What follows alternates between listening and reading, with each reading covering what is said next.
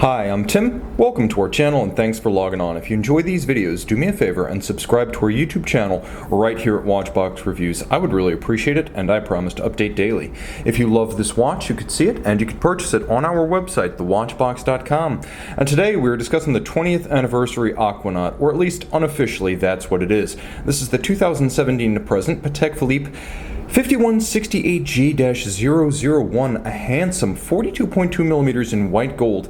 It marked 20 years since the 1997 debut of the original steel Aquanaut model. Now the timepiece on my wrist is larger than a standard 5167. That would be 40, this is 42.2. But it's not terribly thick, it's basically the same thickness as the standard watch at 8.4mm thick, so it winds up appearing broad, flat, and elegant on the wrist. It wears better than most 42s have any right to. The timepiece, substantial at 49.8mm lug-to-lug, is nevertheless wearable on my 16cm circumference wrist. The spacing between the lugs is big and broad at 22mm. The strap and the lug width nicely match the span of the case across the wrist. The timepiece has the characteristic Aquanaut geosphere cut on its strap. It's not actually a cut, it's a molded pattern, but it matches that of the dial. We'll talk a bit more about the dial in a moment. You can see that pattern giving definition.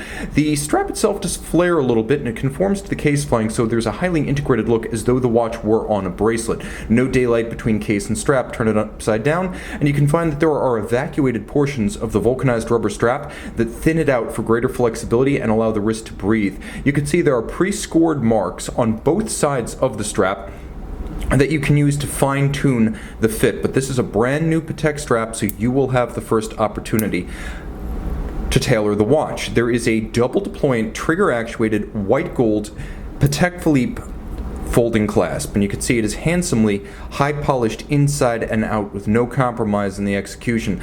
It is substantial and I like it far more than the clamshell system used on clasps for the Nautilus model. The case itself, as I mentioned, is no thicker than the standard 5167, which gives it a wonderful lithe grace. It has a slender presence on the wrist with a slim mid case that is all of satin finish. You can see there are little polish bevels at the end of the lugs along with polished lug ends and lug hoods. You can see that there's a bit of a rounded geometry to the bezel. It's not quite a circle and it's not quite a polygon, and as you can see it's very much in the spirit of its Nautilus forebear, polished on its flank and vertically satin finished on its top.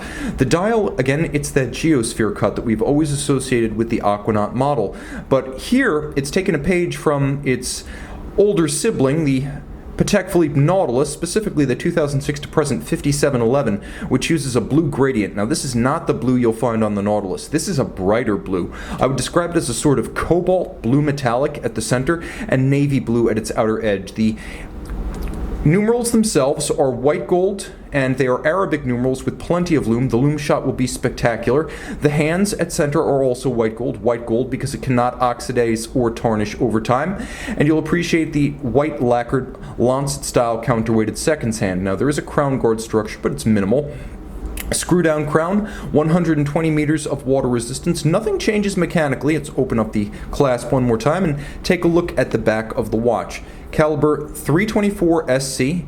Automatic winding, 35 to 45 hour power reserve, beating away at 28,800 vibrations per hour. It's an efficient unidirectional winder with ceramic rotor bearings. The two features, respectively, more efficient than bidirectional and lubricated steel bearings, and the ceramics are sealed for life. You'll also note that the watch is adjusted in 6 positions and features a free-sprung Patek Philippe original, the Gyromax balance and regulator architecture. It also features another Patek original, a newer one, the Spiromax anti-magnetic silicone hairspring. Now you can see that the anglage in the jewel and screw countersinks as well as on the bridges is quite handsome. While it's a hybrid of mechanical and manual, it's up to the finest standards of Geneva watchmaking, and all but the highest of high Patek Philippe Grand complications are going to feature a similar level of finishing. It is difficult to find a single flaw even with the use of a 12-power loop. You'll note there's engine turning on the base plate, Côte de Genève across the rotor as well as the bridges, black polished screw heads with chamfered slots,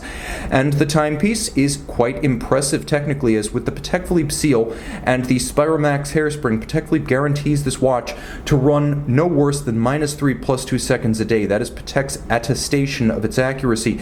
The watch features a quick set date, though it does not feature temperature hacking seconds, a little bit of back pressure on the crown will serve to arrest the seconds hand to better align it with the second index of choice.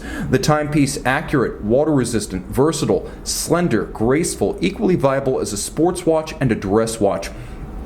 The Aquanaut is now 22 years young, and this is one of its landmark models and foremost modern collectible Patek Philippe references. See it and make it yours on the watch box. The Aquanaut 20, automatic winding, 120 meters, water resistant, and generously loomed. This is a sports watch through and through.